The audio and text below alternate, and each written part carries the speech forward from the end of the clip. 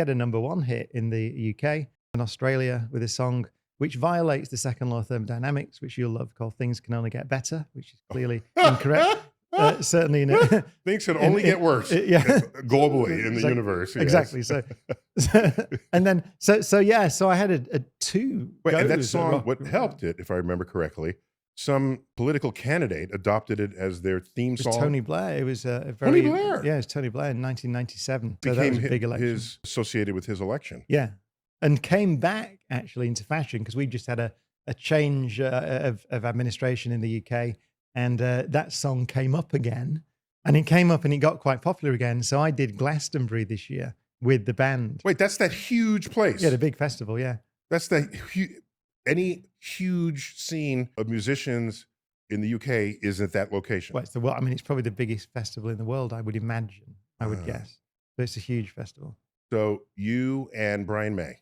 We are the two. He did it the other way around though. He got extremely he got extremely famous and then finished his PhD in astrophysics. Yeah. Okay. Brian May, the guitarist of Queen. Yes. Yeah.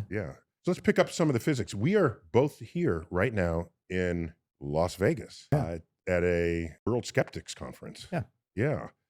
We're both skeptics. I mean, any scientist is a skeptic, but the problem is when the world does weird things, who's going to put them in check?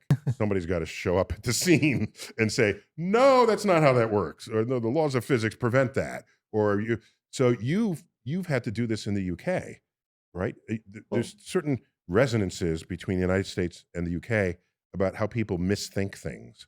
So what was your baptism into this world? Well, actually, I was only interested in doing research for a long time. So as a postdoc and in that part of my career, I didn't want to know about anything else other than doing research, and that's all I did. But it was, I can't remember when it was now, but there was one of those regular funding crises, as you'll know from here in the US, when government support, in particular for research. And so I got involved in trying to fight that. And we realized, it's kind of obvious, I suppose, but we realized that one of the reasons, talking to government, that they had cut the research budget was that they didn't think anyone cared. So they thought it was a simple thing to democracy. Do. You could just, and so we all, as a community, we were we learned again.